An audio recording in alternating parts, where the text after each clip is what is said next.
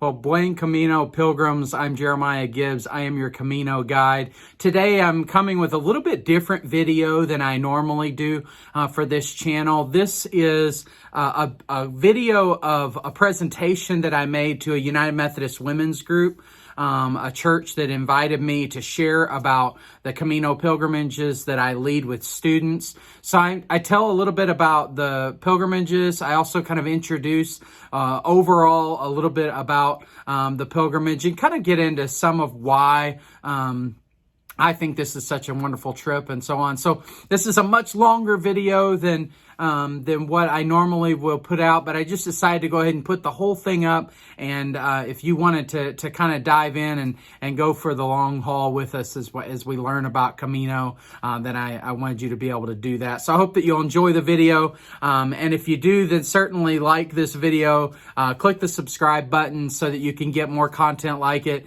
And actually, most of the content that you're going to get on my channel is going to be gear reviews. It's going to be logistics help, planning helps, and kind of the spirituality of Camino de Santiago. So this is a bit of an unusual video, but I hope that you'll enjoy it. And if you do, then certainly check out some of the other videos on my channel that are much more focused than this one will be. But I hope that you'll enjoy this one. Buen Camino.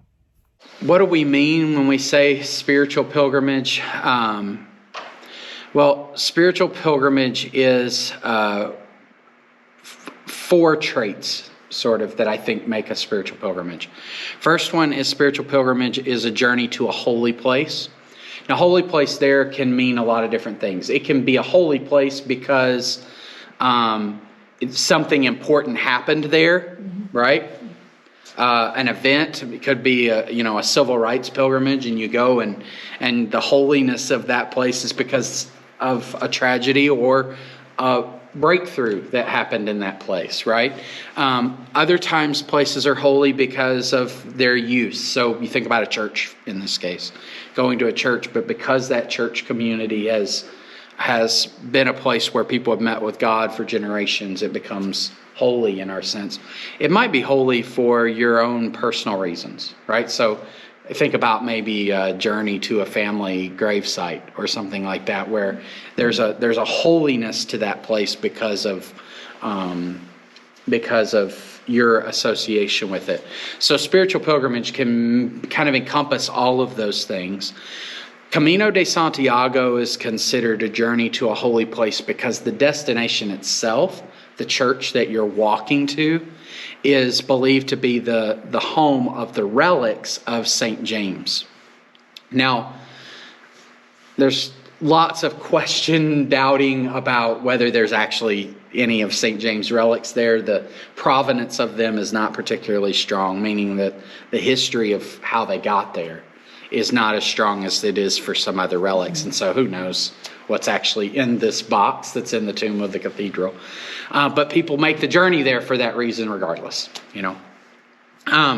So the second thing about a spiritual pilgrimage is that it calls for life transformation. So I said that earlier about trips to Taizé or trips to mission experiences, whatever. A spiritual pilgrimage is about how am I going to be changed by it. For us, for Camino de Santiago in particular, I think a lot of that transformation happens because of the next 2 points. And that is, spiritual pilgrimage is intended to be a difficult journey. So you might think about the time and energy and everything that goes into our Muslim friends making pilgrimage to Mecca, right? Like this is like a massive, it's extremely expensive. And, so those are some of the things that might motivate or might enable or empower somebody to go on pilgrimage to Mecca. For Camino de Santiago, the difficult journey of this, for some of our students in particular, it's financially difficult. It's actually pretty affordable as travel to Europe goes. Just to give you an idea, usually we charge students in the neighborhood of about $2,300 for a 21-day trip. So that's crazy affordable when you consider 3 weeks in Europe for a little more than $2,000. But of course, for a college student, that's still quite a bit of money. So So yeah, I think it's, for some it's difficult for that reason, but for most of them, the difficulty comes in the physical demands. Now there are some, in fact, particularly on Joe's pilgrimage, we had a guy on the pilgrimage who had done an Ironman triathlon. I forget if it was just before or just after the pilgrimage. I mean, we're talking about a guy who was in the best physical condition. For him, it was not physically challenging at all. In fact, he was leading the group in the rosary every day as they walked. So he's praying the rosary as they walked, as he's a Catholic guy, obviously. And so this guy's like, he's not challenged at all. In fact, he's talking the whole time while they're making pilgrimage. Yeah. So you have a lot of energy after days of walking too. That was yes, he did. Yeah, he did. Frustrating. Well, and not because he had this like, how do you have so much energy? Yeah, Like, yeah. We had one of my pilgrims 2 years ago is he's not quite an All-American, but he's almost an All-American cross-country and distance runner. Like one day he had his pack shipped ahead and he ran the 12 miles that day through the mountains rather than walking with us. So, I mean, some of them, the physical demands is like, it's just not a thing at all. But for some of them, the physical demand is like, I don't know if I can make it, you know? I mean, quite literally, there are some days that students wake up and like, I don't know if I'm going to make it through this day, you know? And so, yeah, so there's a piece of that which I think is really significant for our students too. And then the fourth piece is spiritual pilgrimage requires disconnecting from routine. And most people, when they make Camino, will cut down their connection with the outside world. Now, so for some of them, that meant like leaving their phone at home and not having any electronic communications. For others, it just meant like you were not doing your daily work routine and stuff. Some of them still kept their electronics. I'd say most of them still kept their electronics and stuff, but they would, at least they're disconnected from their routine, right? You're not doing the things that you do every day. And so that's pretty significant for how people experience this pilgrimage. And so usually it's a combination of those second 2 points that makes for the transformation, particularly for Camino de Santiago. I think that's true. There may be for other pilgrimages, there may be other things that are important. So it's a little bit, so first of all, if you'll notice on the map there, there's routes that come from all over Spain. In fact, there's a few that are not on that map, but all the yellow lines are different Camino routes. And I've seen now identified that there may be something like maybe as many as 30 Camino routes into Santiago de Compostela, various places. The reason that the particular route that we walk, which is the blue line, is the most popular, and it's known as Camino Francais, so the French way. Camino just means way, by the way, or road. So Camino Francais, the French way, is the most popular of the routes, and that is purely happened for historical reasons, because historically, anywhere in Europe that you lived, you would just walk from your front door to Santiago de Compostela. So if you lived in Germany, you'd walk from Germany, right? Which would be much further than walking across Spain. But you would just walk from where, and oftentimes they'd walk back too. But if you came from pretty much anywhere in Europe, the most logical place to pass from France to Spain was where Camino Francais starts. So Saint-Jean-Pied-de-Port is the French town where traditionally pilgrims start. So the blue route, Camino Francais, becomes most popular because it was the most logical way to get from the rest of Europe across the northern Spain. The northern route there that goes along the coast was also used for some of the same reasons. I mean, it was just convenient. But the Camino Francais. And to give you an idea, just before COVID started, we had our first year that I believe topped 350,000 pilgrims in 1 year. So we're talking massive numbers. This is not a wilderness journey. This is not, and it's only solitude if you decide to make it solitude, right? 350,000 people making pilgrimage. Now, the vast majority of them are on Camino Francais, and a significant majority of them only walk the last 100 kilometers. If you walk 100 kilometers, you get the Compostela as having completed a Camino. So 100 kilometers is, 65 miles? Something like that. So normally, and you can't probably see it too well on there, Sarria is about 106 kilometers away. It's the largest town outside the 100-kilometer band. A remarkable number of the pilgrims start in Sarria because it's only 100 Ks, particularly the Spanish.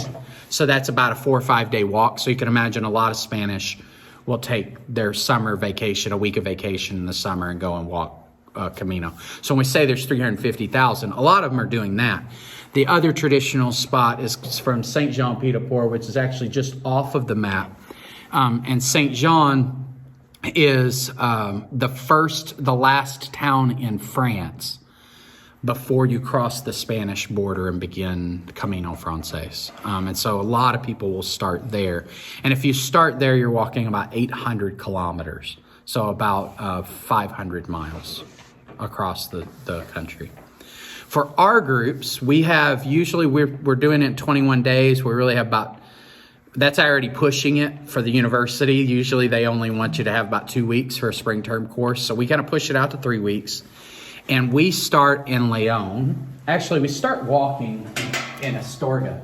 So when we come in, when I bring students in, we fly into Madrid, which is down here somewhere.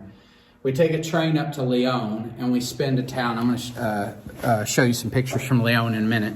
We spend a day in Leon, and then we take a train over to Astorga, and we start walking from Astorga, which is right here on the map. And Astorga is 265 kilometers and 165 miles from Santiago. So that usually means we walk about 14 or 15 days. So you can do the math there. We're talking roughly about 11 miles a day, somewhere in that neighborhood. There are some days that are a little bit longer, and there's some days that are shorter. But somewhere around 11 miles a day that I walk with when I take student groups. And I did a very similar path when I've taken clergy and other groups like that. I think the clergy, we cut it down by about 2 or 3 days, had a little bit shorter trip so they could get back to their jobs and stuff. College students, it's easier to take the time. This is an elevation profile. We start right here. So it's not actually that steep because it's not, this is that's 165 miles. But so we have, from the very first day, you start a very severe climb. And then you have a very severe descent. And then about 2 days later, this is about 2 days walking, a day and a half, you have a very severe climb again and a very severe descent. And then there's some up and down the rest of the way. And I don't consider the rest of that to be particularly mountainous. For sure, there's hills all along the way, but those two climbs are the ones that are like pretty significant. The first one is not as steep, but because you've just started walking, it feels pretty steep. The second one, the climb up to Osabrero, this one here, is it's about... my memory is it's about 700 meters, so about like 2,000 feet of elevation and about 7 or 8 miles. It might be 6 miles. So we're talking about a pretty severe climb, switchbacks, it's up there. So especially you've been walking a few days, you already have blisters on your feet, you're sore, and so by the time they make that, everybody, I think the first time is at least challenged by it. And some people are afraid that they can't make it at all. I will say that the first time I walked it, I was not sure I was going to make it when I started walking. I was not confident in myself even, and now I don't have that concern at all. So that's a little bit about the journey. I want to show you a video now. It's about 6 minutes, 7 minutes. This is actually a trailer for a Camino documentary. But for me, I find this to be like the best introduction that people can get to the Camino pilgrimage by kind of seeing, the documentary follows 6 pilgrims on their way to Santiago de Compostela. And what I want you to notice is how different they are, how different their motivations are, what they're finding in that pilgrimage, because they're finding different things in it. They're similar, but there is a quite a different kind of feel for how people experience it. So I think it's a great introduction. I think one of the reasons I like showing that as kind of an introduction to Camino is everyone goes on this journey for very different reasons.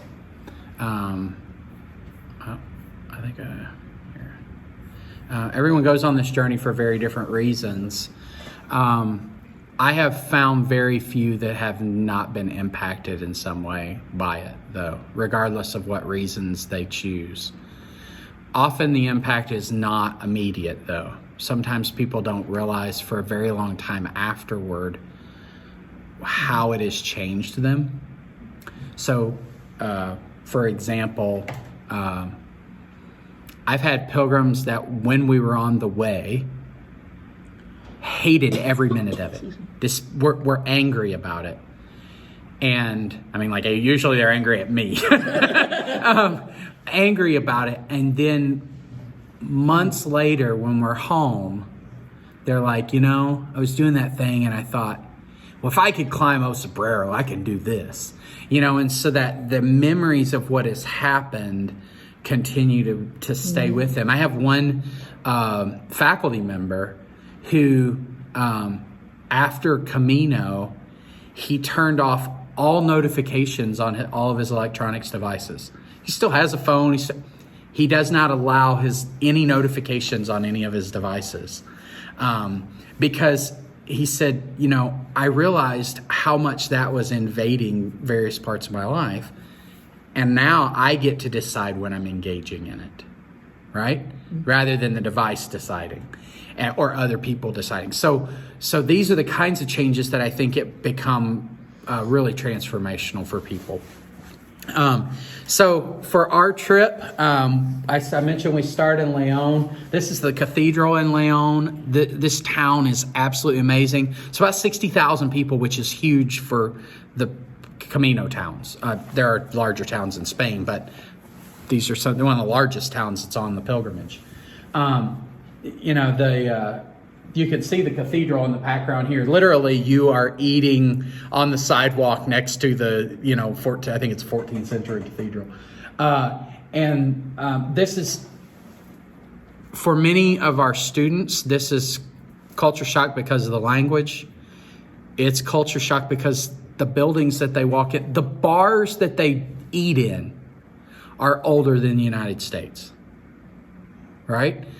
For many of us, that is just, it's hard to comprehend how the bathroom wall that I'm in right now is older than anything I've ever touched before, right? And that's a pretty significant impact for folks. The other thing that's very interesting and fun for our students, by the way, is that they're all old enough to drink in Spain, and so wine and beer is all over the pilgrimage, and so many of them for the first time are legally drinking. Of course, a lot of them probably have illegally drank before, but they're enjoying the culture of that whole thing as well. So the first mountain that we climb is at the top of that mountain is Cruz de Ferro. This is, if you've ever seen the Way movie with Martin Sheen, or if you've ever learned anything about Camino, it's a very famous part of the pilgrimage where this iron cross, people have been dropping rocks they say it's the highest point on the Camino. Actually, the highest point's about a mile from there, but but it's one of the highest points on the Camino. They've planted this cross, and people lay a rock with their burdens. Often they bring that rock from home. You might pick it up in your own garden or somewhere, and you carry that burden with you throughout the pilgrimage. And then this is the place where you are encouraged to leave the burden at the foot of the cross. And for some of our students, this is pretty deeply committed religious moment. I think for some others, it's the moment when it becomes a religious trip, because up to this point they've just been drinking wine in Leon and hiking in the dirt, you know. And I think for many of them, this becomes a transitional moment where it becomes a more religious journey. Others, that's not, you know, part of the story at all. But certainly for many, it's a significant thing. I do think for my trips that I lead, this has less impact because it's like day 2 of the pilgrimage, where if you've been walking from France, this is probably day 22 or so. So by that time, you know, you've gotten a lot more, you've experienced a lot more stress and pain and burdens. The reason, though, that this is so significant for so many of my students is the relationships that they have as they climb mountains and worship in churches. And it really forms phenomenal friendships over the course of the way. And you know, they're doing is you climb, you can see the mountain that they've obviously taken this picture because they've climbed the mountain that they're standing on there. And there's a great sense of pride that comes from that. So we're hiking about 11 to 14 miles a day. There are some days that are less than that. You can see that the couple different kinds of terrain there. Some of it you're walking on a dirt road like they are on the left. I would say about a third of what we walk is kind of on those dirt roads like that. A third of it is on paved or cobblestone streets like on the right where they're walking through a town. And then about a third of it is through what I would consider rougher terrain. So here we're talking about footpath wide, higher elevations, things like that. Things that a car couldn't pass the way that they could on the dirt road that you see to your left there. So it's quite a few different kinds of terrain. For my student groups, they have projects. So that picture to the top left is them making a presentation about the cathedral that's behind them that you can't see in the picture. But one of them is teaching everybody about the cathedral that we're looking at and that we've just visited. So they have responsibility for various research projects that they then become sort of the tour guide for that location as we go through the pilgrimage. Back to our cultural experience. This is a Knights of the Templar Castle in Ponferrada. It's a beautiful condition castle that was built over about 4 centuries, and all of the stages are well marked. I mean, it's an amazing place to see inside of. This was a castle that was built to protect the pilgrims as they made their pilgrimage across Spain, and still in working condition and so on. But one of the reasons I love this picture is you'll notice in the background there, people just like lounging on the wall next to it. And we're actually just having breakfast there. So literally, like you just have breakfast in the shadow of a castle. And that's just, it's a very disorienting experience, I think, for many of us. You'll see some of the food. These are some breakfast items there. Big croissants. This is what they call tortilla, which is an egg and potato omelet. Joe, were you part of the crew that did the reviews of that was me. Why don't you tell them what you were doing? Oh, we just go to different places and we get it and we rate it, how good it was. They acted like they were like food critics for a magazine, because the tortilla would be everywhere and it'd be a little different in each place. Different everywhere. Yeah, and sometimes they'll put cheese or they'll put meat in it or something like that. Yeah. But regardless, just the ways that they prepared it were different in places, you know. So, but it was one of the staples in the bars. So, most of what when we say bar there, we're just little small restaurants, and that was where you ate probably 3/4 of the time that you were eating were these little bars on the side of the road.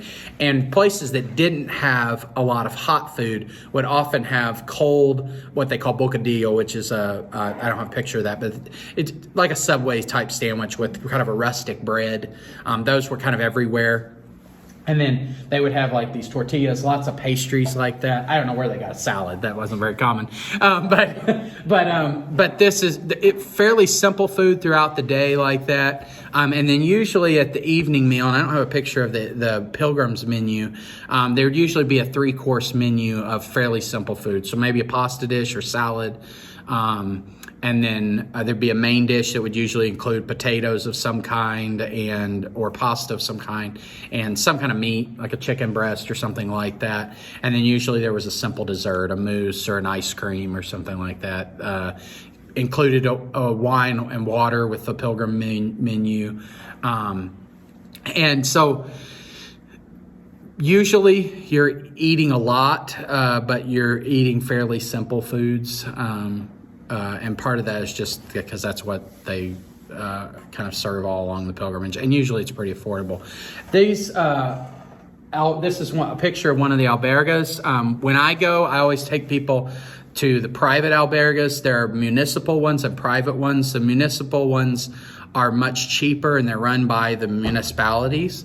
The private ones are for-profit businesses. I use the for-profit ones because they work a little bit better with the reservations and stuff I need to make. But they also are a little nicer. So this is, I would consider, kind of an upgrade from some of the other ones in some sense. But you can see it's fairly tight quarters. They're co-ed. I usually tell the students when we start the journey that probably they're going to see at least one other person naked sometime during the pilgrimage, just because you're tight quarters and it's just like you're going to the shower and whatever. So it is it's a different kind of lifestyle in every aspect in that regard. So. And usually everything that you have, you're carrying on your back. There are pack services if you ever wanted to make the pilgrimage and you decided, well, I would like to go, but I can't carry a pack. Then you can have your luggage shipped every day so that you don't have to carry anything. I don't let students do that unless they are injured. If they're injured, then we ship their pack ahead. But otherwise, they all carry their stuff. But I only include the top right picture because, oh my gosh. And it's also, I wonder, the America the Beautiful song, Purple Mountains Majesty. Mm-hmm. I'm wondering if this isn't what we're talking about. I never imagined what that meant before until I saw these sceneries. And I can't remember where I was, but I saw one here in the States. Yeah. That those little purple flowers. A little bit like that. Yeah. They had the purple. Purple flowers that would go all over. I think it was down south. Yeah. So, so that's kind of every day. And then after about 16 days of walking, you're at the cathedral. Santiago de Compostela is a fairly large town. The cathedral is really at the heart of the life of that town. But there's several rituals that are involved for pilgrims that make the way. Usually you would attend a pilgrim's mass at noon each day. They have a pilgrim's mass that's in multiple languages. They would visit the relics of St. James, which are below the altar of Santiago de Compostela. You can go and you can embrace the St. James. On the altar of the cathedral is a large, I would say larger than life-size statue of St. James. I think it's bigger than a real person. And there's steps, you can step up behind the altar and hug the statue. And so that's a very important moment for many pilgrims to go and embrace the statue over the altar. But you can see my group there praying in the courtyard outside of the cathedral. I think for many, if it was not a religious experience up to this point, completing it for many is. There's something that happens, I think, as they experience the end of that. And then usually for our groups, that would mean we didn't go home and spend about a day in Madrid on the way home, just doing some sightseeing and that kind of a thing. But for me, the reason I love going on Camino, especially with students, is there's a lot of growth that happens. There's deep relationships that are formed. And for many, they connect with a spirituality that they don't have when they're home. I don't think it's too much to say that the growth of Camino is largely connected with the disconnection of churches. So many people, young and old, are simply not feeling spiritually connected in their congregations, And I would say, and one of the things, this trailer that I just showed you of that movie was not the same trailer that I normally show. They have a couple different versions of it. But one of them, the spirituality comes out a little bit more in the other one, I think, of one of the guys. But one of the things, the image that I try to get in people's head for this is, it is not uncommon that you would walk into a town, you go to a bar, the tables are all full except for there's only one person at a table for four, and you just sit down with whoever's sitting there, introduce yourself, begin eating a meal with them, and within 3 to 4 minutes, you're talking about the reasons that you came there, which may be death of a spouse or loss of a job or all these kind of life-altering events. And then the next thing you know, you're talking about philosophy of life and religion and spirituality in a 15-minute span with people you've just met, And that happens all the time. That's not like that sometimes happen. I'm saying it happens throughout the entire pilgrimage. That is the normal course of conversation. And then the next thing you're talking about is how your blisters are. I mean, like popping out your shoe at the table, which is, but that kind of conversation is very much the norm, and it's disarming or disalarming, I think is the way I was looking for. It's disalarming for a lot of folks. I remember one particular woman, I tell this story a lot, but she told me, I was on the plane ride over with her, so we spent 12 hours or whatever it was together and talking and stuff. And we were talking about her anxiety. And she said, I'm just anxious in groups. I'm a little nervous about what that's going to be like here where I'm around people all the time. And, I need some space so that my anxiety can come down and so on. So we talked about that. And my question to her was, do you think that if you were in a truly safe community that you would still have social anxiety? Like if there were people around you that you just trusted them and whatever, and she said, oh yeah, my social anxiety is just here. It's just my part of my life, It was about day 10. We were having our evening meeting. We would have Vespers prayer and an evening meeting every night. And then we were having our evening meeting, and she just starts crying. She's trying to talk, and she just starts kind of crying. She says, I haven't been anxious in over a week. She just realized that with these people, anxiety wasn't a thing anymore for her. Which I think is pretty remarkable when she had just said literally a week earlier that couldn't happen. And it happened within days, literally within days. So I think it's, there's so much that's powerful in folks' lives for that. Joe, what was your Camino impact story? What was the... Yeah, I think that it probably, the beginning of the trailer they said, well, I don't know the question and I don't have the answer for why I'm here. But I think with probably the last, probably a couple years ago, so I went 2017, a couple years ago, I realized that part of the way of life as a pilgrim is it's a lot slower.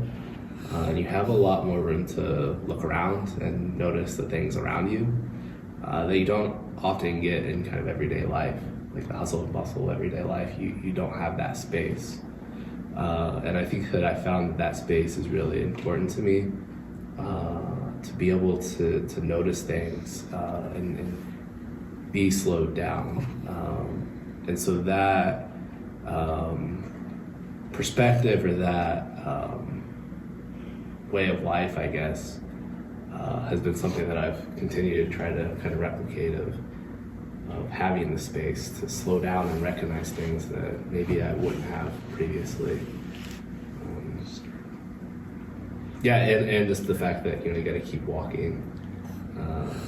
You got to get to the next town or to the end, and the only way to do that is just to keep walking. And so that's something that, through hard times, I think I've found that, you just got to keep walking. Yeah, we often will say, got to take another step, because that's really the answer to everything. It's another step, whether you're in pain or whatever. So